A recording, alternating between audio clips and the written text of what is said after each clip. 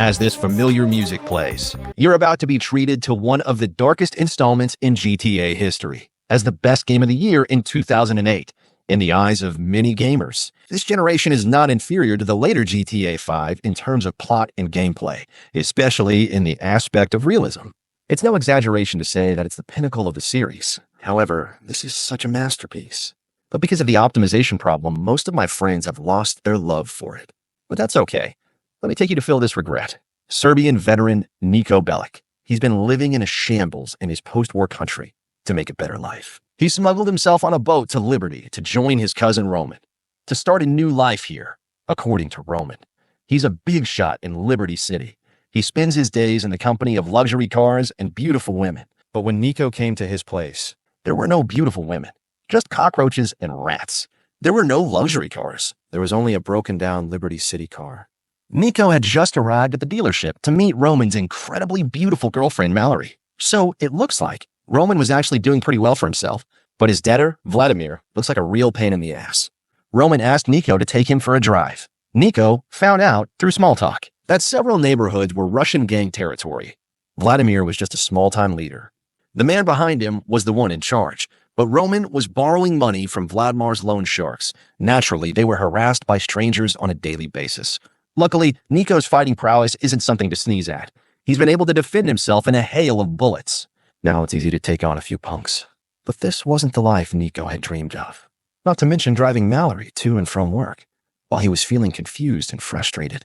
Mallory's coworker, Michelle, made all the difference. With the help of his cousin and Mallory, Niko changed into a handsome suit. He had the courage to ask Michelle out for a meeting. He wanted to go to Michelle's house for a hot cup of coffee, but found the furniture almost untouched.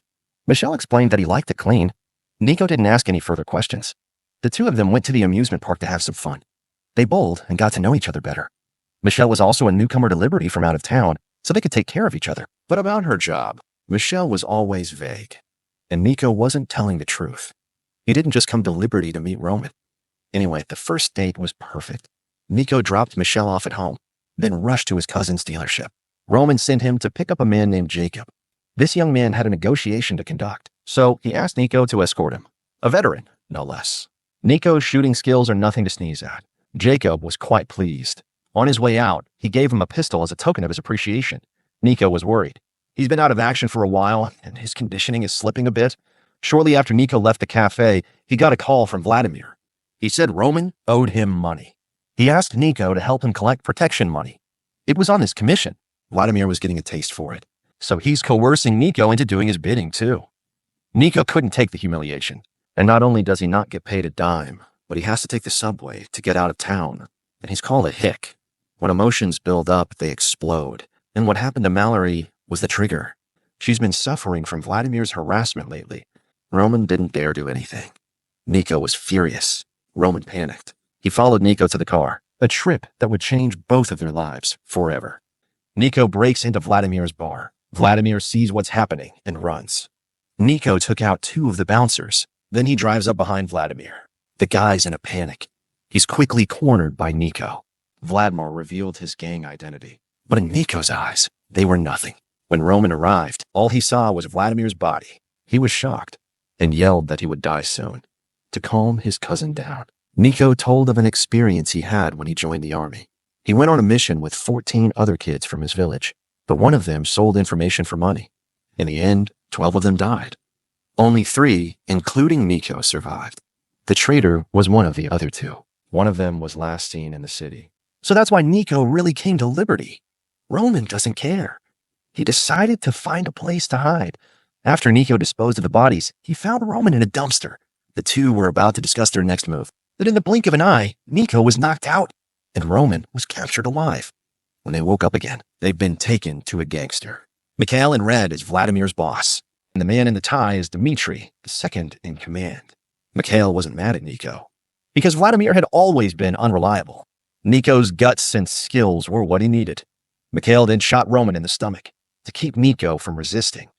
As soon as Niko walks out the door, he sees an unused police car, and with it, he could search Mikhail's stolen goods. With a police officer on board, the operation was a breeze. Mikhail thought highly of Niko, but he often became delirious due to overdose of drugs, and his condition is hard to pinpoint. One minute he's talking and laughing with you, and the next moment he's saying, "I don't eat beef." Dimitri's warnings were ineffective. He had no choice but to take Nico to deal with the problem himself, and the relationship between the two grew. Nico soon became Dimitri's trusted sidekick. Mikhail was still crazy, especially when he learned that the FBI had been watching him recently. He ordered Nico to take out anyone who might betray the gang, one of whom was Dimitri's cousin's husband, Lenny, so Dimitri was pretty much against it. But after all, Mikhail was the boss. Nico didn't show any mercy. Mikhail advised him to ignore Dimitri's warning, but he pulled out a photo. It showed Mikhail's daughter, Anna. Adolescent girls are always abducted by Harley boys. Anna wasn't surprised, and her date was a member of the Lost Motorcycle Club. Luckily, Nico's a pretty good driver, although he was attacked by the biker gang during the chase. But they're no threat. The next period of time, Nico went on many crazy missions, and that's not sitting well with Dimitri. He was worried that the gang was going to end sooner or later. So Dimitri called Nico for a private meeting at the docks. Dimitri said he only had two choices now: kill Mikhail or be killed by a crazy Mikhail. Turns out the Lenny Nico killed was the son of another gang leader. If Mikhail had played by the rules of the game, then both sides would have been fine. But in this situation, Mikhail's insanity will only lead to death. Nico had no choice. He had to go to the theater where Mikhail was and put on the bulletproof vest Dimitri had prepared.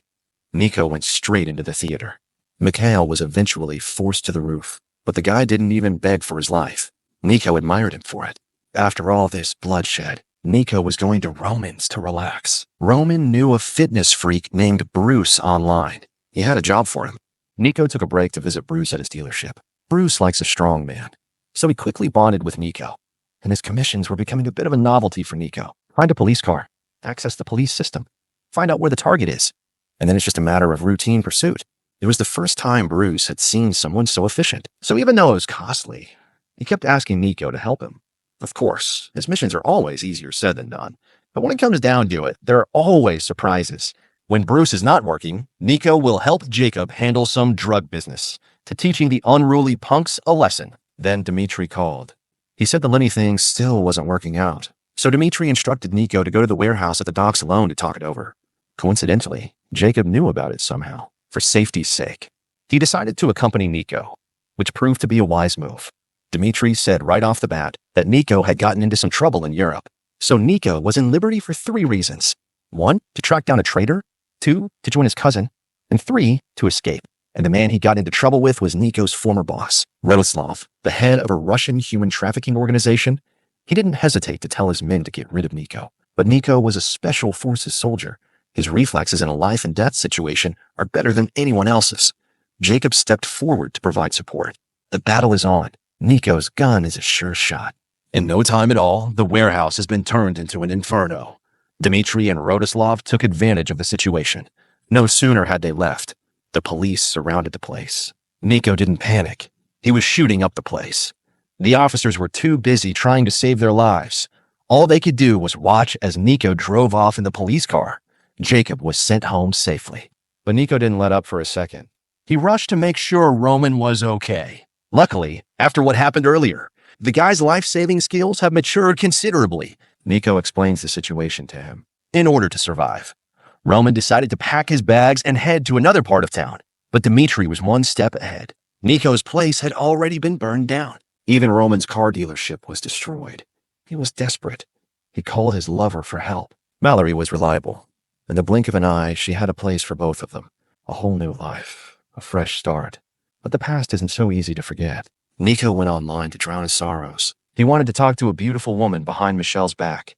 But then he saw his dating ad in the same-sex section. Turns out it was all Bruce's doing.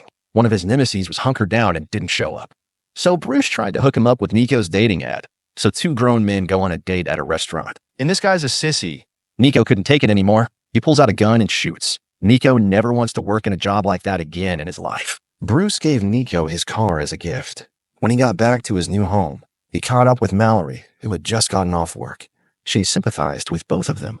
Knowing that Nico had no financial resources, Mallory took him to her place of work to try his luck. Mallory's friend Manny is dedicated to keeping the streets peaceful. He invited Nico to join him in a publicity shoot. But Nico was afraid his enemies would find out, so he smashed the camera in a fit of rage. To apologize, he decided to use his skills to do some dirty work. And so Nico became an ambassador for peace. He started to clean up the drug houses one by one.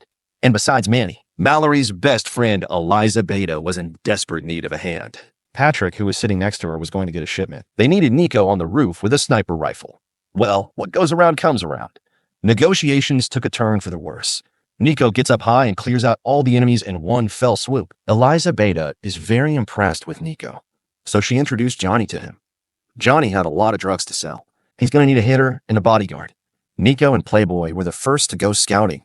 On the way, he found out Johnny was a member of the Lost Motorcycle Gang. The gang races around Liberty City. Nico's dealt with bikers before. That's why he kept a neutral attitude towards Johnny.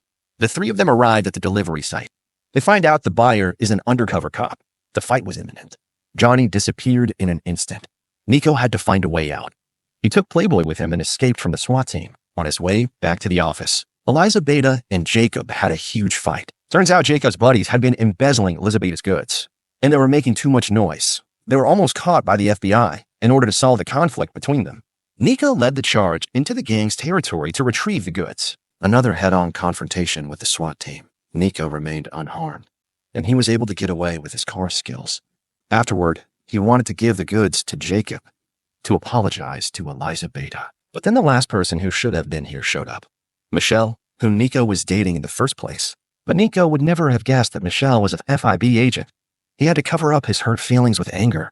Luckily, they didn't break up. Michelle said her bosses really liked Nico and asked him to work for FBI. It was the best thing that could have happened. Otherwise, both Nico and Jacob would be in jail. Nico reluctantly handed over the goods. Then he rushed to warn Eliza Beta. They hadn't even spoken a word. This guy Manny bursts in with his cameraman. He accused Eliza Beta of poisoning the neighborhood, which is like adding fuel to the fire, while Manny's attention was drawn to Nico. Eliza Beta shoots him twice, eliminating both evidence and witnesses in one fell swoop. Nico was calm. He helps load the body into the trunk, drove to a clinic in Brooklyn for help. The doctor here was a close friend of Elizabeth's. It's a piece of cake to get rid of a dead body. Nico then went to Playboy's mansion to enjoy the high life. He runs into Dwayne, who just got out of prison. Dwayne's Playboy's oldest boss. Now that he's free, he still fantasizes about getting back in the game, but Playboy doesn't like him anymore. So he made some small talk, grabbed Nico, and took off. Playboy mentioned a real estate agent. His construction site was recently taken over by the mafia. If Nico can do something about it, he can make a lot of money. When he heard there was money to be made, Nico went to the site right away. He took out the sniper on top of the tower crane and his boss, who was about to take off in a helicopter. Afterward, Playboy asked Nico to help Dwayne. After all, he owed the guy a favor. At this point, Dwayne realizes that the world is not as good as it used to be. His buddies had turned away from him. The love of his life had disappeared. Nico knows what it's like to be betrayed, so he had to help Dwayne out, even if he didn't have to pay for it. Dwayne wasn't happy about being institutionalized. He began to miss his time in prison. Nico couldn't bear to see him go on. It was only when he pressed him that he found out that Dwayne's old club had changed its name, and that was his biggest problem. Coincidentally, it was a club Nico frequented. Nico didn't know that Playboy had a stake in the club. Coupled with his growing suspicion and fear of Dwayne, Playboy was determined to take him down. Nico was torn. He didn't want to go after Dwayne, and Dwayne was aware of it. So he asked Nico to get rid of Playboy. It's a very difficult situation for both men. After thinking about it for a long time, Nico set his sights on Playboy's mansion. How cozy it would be for him to move in. Playboy was caught off guard. He was in a hurry and went off the deep end. Nico had to give him a gift. But then the worst thing happened. Michelle asked Nico to meet him at her workplace, the Fib branch in Liberty City. Nico still didn't want to deal with it, but he had no choice. If he didn't work for the government, he'd have to go to prison to fulfill his dream. Michelle's boss, Agent ULP, came right to the point. He asked Nico to take out witnesses for him and steal intel or something. After a few missions, ULP agent said that Nico wouldn't do it for nothing because the traitor Nico's been tracking. The government will help him out. The interests of both sides were aligned, so Nico let his hands go. But while the killing was going on here, Roman was kidnapped on the other side. It didn't take much to figure out that it was that Dimitri guy. He even sent Nico a picture to provoke him. Nico went straight to the kidnapper's warehouse. Roman was indeed being tortured here. Seeing his cousin in such misery, the gun in Nico's hand broke the silence. The fusion of rage and muzzle burns everything in the warehouse over and over again. If it's still not cooked enough, soon there was only one enemy left. He takes Roman hostage. Nico's not having any of it. The two brothers are reunited. On the way back, Roman came to his senses. He decided to stop gambling. and go into business and try to marry the love of his life as soon as possible. Nico was relieved to hear that. He put Roman in his place and went on to the agent's side to receive new assignments. The operation's getting bigger and bigger. Nico needs to follow a helicopter. When the helicopter lands, the kindly driver will hand over the pilot's license. After arriving at their destination, Nico and the agent's men complete the handover. And that's not all. A few days later, the agent called, saying he'd completed the modifications to the helicopter. His real goal was for Nico to take out a competitor in the air, just to make sure. The agent even got Jacob involved. Nico was in charge of the pilot, but it's hard to pinpoint a target when you're weaving in and out of skyscrapers.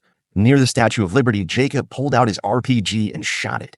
Even though Nico is so good, he still has lingering fears about this mission. He decided not to help the agent anymore and instead asked him to fulfill his promise. The agent was a man of his word. He promised to contact Nico once he found the traitor. In the interim, a stranger came out of nowhere. He'd actually shown up a long time ago, during Manny's promo shoot. Francis is a local sheriff. He must have been in some kind of trouble when he came to Nico for help. Turns out he was threatened by someone, and he's very sneaky. He hasn't shown his true colors in a long time. Nico smiled a little at that.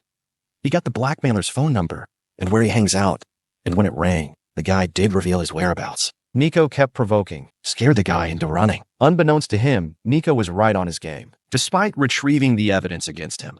But that's just the first step, because there's another lawyer out there who's trying to discredit him.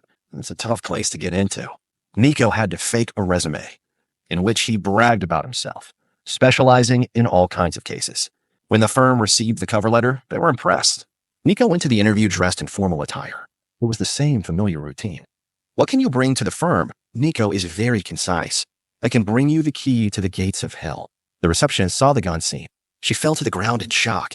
And then the security force sensed something was wrong. The front door was instantly sealed off. Nico had to leap from the second floor and escaped. Francis' heart was finally in the right place. He offered Nico a nice reward. In the course of small talk, Francis mentioned his brother Patrick, and Nico realized what was happening. He went to visit Patrick at his place. Patrick lives with his mom and sister Kate. They say the best way to get over a relationship is to start a new one. Nico's eyes lit up at the sight of Kate. Patrick warned him not to get any ideas, and it's always about making money. They're planning a heist for the Italian mafia. Patrick's family in Ireland are mobsters, so this was a classic mob hit. There was a huge gunfight, which fits Nico's style. He took the mafia's money first. When he retreated, the four of them split into two groups, perfectly avoiding the police. Not only did Nico make a fortune, he also got to meet a more prominent member of Patrick's family.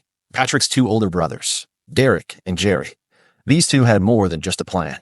They're talking about robbing the bank in Liberty City. Coincidentally, Luis, the hero of the DLC's The Ballad of Gay Tony, was also in the bank. He was just as surprised as everyone else by the sudden entrance of four robbers, while Nico and the others were busy controlling the scene and installing explosives at the vault door. The man next to Luis bravely rushed out to take down one of them. He was quickly beaten to a pulp by Nico and Patrick, just as the vault was blown open. Nico rushes to load up the banknotes and retreats, not caring about his fallen teammates. But the police have already surrounded the bank. The remaining three are fearless. They walked out the front door and attacked everything in sight. The first line of defense was easily breached in order to minimize the area of attack. Nico then moved into an alleyway battle. The police car that was used to block the road exploded into a brilliant fireworks display. The fleeing police officers are the perfect targets for Nico's eyes. Of course, the situation is always relative. The appearance of a helicopter gunship turns the trio from hunted to hunted. They dodged bullets with their agility. Then they went into the underground passage, but the police force was already waiting. Nico was in kill mode. If it wasn't for Patrick's warning, he almost wiped out the entire team. This fierce confrontation bought them a moment of respite, using the cover of the subway. After circling the subway for several blocks, the group saw the light of day. The moment they gripped the steering wheel with both hands, Nico breathed a sigh of relief. He dropped Patrick and Derek off at home while the brothers rested. Nico snuck Kate out on a date. Their feelings for each other skyrocketed, but they still had to hide from their families. Nico never forgot the traitor. Since he couldn't rely on Fib, he'd have to turn to someone else who knew what he was doing. Patrick knew a guy named Ray.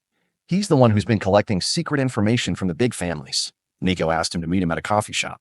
Ray's girlfriend came barging in all crazy. She mentioned a shipment of diamonds. Ray was short-handed, so he asked Nico to pick up some trash for him. Of course, the diamonds were in the garbage bags. Nico met up with Ray's crew, just to make sure. They cleaned out all the neighborhood dumps. The three guys would take care of the rest. Nico was relieved to get back to work. Unfortunately, the weight of the diamonds was off. There was no doubt that someone had taken them. Nico had to clean up the mess. He didn't have a problem with the diamonds at all, which Ray appreciated. But then it came down to what mattered, finding a buyer. Nico took the opportunity to make a deal. He asked Ray to help him find the trader. Otherwise, it's all bullshit. With Ray's assurance, Nico went to the Liberty City Museum as he requested. This is also an epic reunion of the three main characters from the 4 generations. Johnny was waiting at the entrance because he got credit for the diamonds. He had to get a piece of the action. The two of them made a deal with the buyer. The money is fine. The diamonds were tested and found to be in good condition. But just then, Luis was sneaking up on us. He was shooting wildly from above. Johnny took the money and ran. Nico was trapped inside the museum by a swarm of enemies. Of course, we've seen this kind of predicament before, but the mission was a complete failure. Johnny took the money, and the diamonds are nowhere to be found. And that's not all. The buyer's side was furious. He threatened to get rid of Ray, a dishonest little man. Ray didn't take kindly to that. He had Nico kill his way through the buyer's presidential suite. Afterward, Ray started making good on his promise. He used all his connections to track down the traitor. In the meantime, Patrick's older brother was arrested. So he and Nico worked together, inside and out, to expand the family's reach. According to Jerry's plan, Nico needed to team up with Patrick to kidnap Gracie, the daughter of a rival family, and demand a ransom. But Ray found out about it somewhere. He said the head of the family wouldn't care. The only one who could be paying is Gracie's best friend, Tony. Tony is Lewis's boss. He's the one who took the diamonds in the museum deal. The deal was made under the cover of night. Tony put the diamonds in the middle of the road, and Nico signaled Patrick to let Gracie go. But as they were about to take the diamonds, Radislav arrived in his car. He's the Russian big shot Nico pissed off back home. So after all this time, the diamonds were actually owned by Radislav in the first place, in the middle of our conversation. His assassins were already on their way. Nico and Patrick were in a desperate situation, but they only had eyes for the diamond. They were willing to shoot all the bullets they could find. But Rodislav's men were coming one by one. The diamonds were thrown into the garbage truck. Patrick had to give up the illusion. He was escorted home by Nico. Nico's growing suspicion that the diamonds were somehow cursed, starting and ending in a garbage bag. Maybe that's the best way to end it.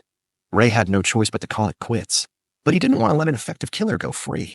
So he took Nico to see his old friend Phil. Phil noticed that Sanha had a batch of goods. Now they're spreading the word all over town, looking for a buyer. Nico arrives to find the truck with the shipment already on its way. He had to leap onto the back of the truck. Then he climbed on top of the truck as Spider-Man. The driver never expected a cold-blooded killer to fall from the sky. Nico delivered the goods to the warehouse. After dealing with the triads, the mafia is after Nico again. Of course, this is all done by Ray. Ray's attitude showed that the Godfather was a very powerful man. Nico was honored to be hired as his personal bodyguard. I have to say, the Godfather is pretty good. I can't believe he's personally involved in offline transactions. If there's no accident, there's going to be one. Nico remotely kills the enemy in his field of vision. Then he rushed to find Godfather. Luckily, Godfather's tough as nails. Nico was up to the task. He rose through the ranks to become Jimmy's right-hand man. But he didn't realize that every little bit counts. His man Anthony betrayed him. Anthony spends his days with a listening device collecting information on the mafia, including Nico, of course. Nico was worried that Dimitri would find him, so he didn't hesitate to kill Anthony at the hospital. Nico did it cleanly. But Jimmy wasn't so sure, so he called a pre-war meeting. Many in the family were receiving court summonses, which proves the mole is still out there. It's either Ray or Phil. After much deliberation, Godfather asked Nico to eliminate Ray. Ray's on his way to a gas station with a bunch of bodyguards. Nico knows his way around a gas station. Ray's death was a surprise and a great one, because before he died, he fulfilled a promise he made. Although Ray didn't find the traitor, but he did find one of the traitor's former teammates. As I said before, in the end, only 3 people survived the Serbian operation. One was the traitor, one was Nico, so the third was the man Ray was talking about. Who would have thought that a former Special Forces soldier would now be a sissy? Nico wanted to strangle him on the spot. He's been asking questions. Bernie couldn't locate the traitor. He even asked Nico for a favor. Turns out, the anti-gay coalition was onto him. Bernie worried every day. He was afraid that if he left the house, he'd go to hell. Nico asked Bernie to go jogging in Central Park to lure his target out. Nico quickly took out the reactionaries. Bernie was able to put his mind at ease, but his vice mayor boyfriend was recently blackmailed. threatening to release his address book. Nico heard about it and took Bernie to deal with it. He didn't realize the blackmailer happened to be one of Dimitri's men. Well, that's good. Nico didn't want to get serious. But since it's an old enemy, he had to show Dimitri what he was made of. After the incident, the vice mayor had to disconnect from Bernie. Bernie didn't mind. He gave Nico a luxury car as a token of his appreciation, but the matter remained unresolved. While they were at their wits' end, the ULP agent finally had some good news. He sent Nico to see old John, who was dying. He's the one who's really behind all this. Godfather's just a starter compared to him. Old John knew Nico inside and out. Now his dynasty is dying. Rodislav's power base has been eroded. A friend of his at City Hall was not happy about it, so he's going to make a public speech against gangster aggression from Russia. Nico was escorting the convoy. Halfway there, he was ambushed by Rodislav. Dimitri was definitely involved. Under Nico's protection, John's friend arrived safely at City Hall. A big man is a big man. He's a man of his word. The man Nico wanted was on his way to Liberty City. It wasn't long before his day of reckoning arrived. Nico called Roman. At that moment, he couldn't hold back his urges any longer. Even though Roman said he was about to get married and urged Nico to stop, Nico told Roman to relax. They arrived at the dock where old John had arranged. The traitor had arrived on time. Nico remembered his 12 dead companions. He wanted to eat this guy alive, especially after the interrogation. He put his brothers in the crossfire for just $1,000, but the traitor was determined to die. Roman saw no need for vengeance. Nico couldn't get over his anger. He fired 12 shots to honor the memory of his brothers. Nico thought it would cheer him up, but he realized there was still a void inside. Revenge doesn't close the pages of the books I've seen. Only the dead can close it. The living can never do it. Roman obviously couldn't understand, but he invited Nico to his wedding. Maybe witnessing a love affair will nourish the dry ground inside. Before that, Nico went to the high heel store to drown her sorrows. When the Godfather found him, he sent Nico to make a deal with Dimitri, with the promise of a handsome reward. Nico refused. Then Jimmy started threatening him with Roman. Nico decided it was time to settle the score. He asked for advice from the two people closest to him. Cousin Roman told him to put aside his grudge and get back together with Dimitri. It's the only way no more blood will be shed. Kate, the love of his life, encouraged Nico to not break his vow. If you cross the line for money, you'll just end up a clown that everyone spits on. Those words were exactly what Nico wanted to hear. He went after Dimitri's freighter alone, the same one Nico was on when he came to America. When he first came to Liberty, Dimitri did a lot of harm to him and Roman. He burned down Roman's house and his car dealership, and then he kept sending assassins to kill Nico afterward. Now that Roman's getting married. Wouldn't Dimitri's head be the perfect gift? Nico arrived at the control room. Dimitri is on the lower level of the cargo bay, supervising the unloading of the employees. So Nico pushed the lever to open the hatch, taking Dimitri by surprise. With such a disparity in combat power, Dimitri was powerless. He could only give up his struggle. Nico's mind was unperturbed. He puts on a suit and went to the church with his girlfriend Kate to witness the consummation of Roman's love. The couple kissed each other on their vows, enjoying the heartfelt wishes of their friends. Nico and Kate snuggled up together. Their happiness beckoned. But Nico's choice to take revenge on Dimitri will no doubt anger the Godfather. He fired a volley of bullets at the wedding site. The innocent Kate died instantly. Nico was devastated. Roman, always the weakling, was enraged by the moment. Jacob will track down the Godfather. Nico had his brother's support when it mattered, and that touched his heart. Nico followed the trail to the Godfather's headquarters when the war started. In order not to implicate the innocent, Nico made an excuse to send the two men to prepare a vehicle for evacuation. Nico was finally able to give it a go. He pulled out all the stops. The Godfather realized something was wrong. He ran for his life. He took the speedboat from the pier and left. Nico got on his motorcycle and followed him along the coast, just as Jacob came to meet him in his helicopter. Nico pushes the throttle to the floor and takes off with the pedals. He grabbed the helicopter's landing gear in the nick of time. Jacob surrendered the pilot's seat, but that didn't stop the helicopter from being hit by an RPG. Luckily, Nico's skills are very good. He was on the verge of losing control and made a perfect landing. At this point, the Godfather is just an old man on his last legs. No matter how tough he is, he's not as tough as Nico's bullets. And that was the end of GTA 4. Nico came to Liberty City with no money. He slowly came to own everything. And in the end, he lost it all.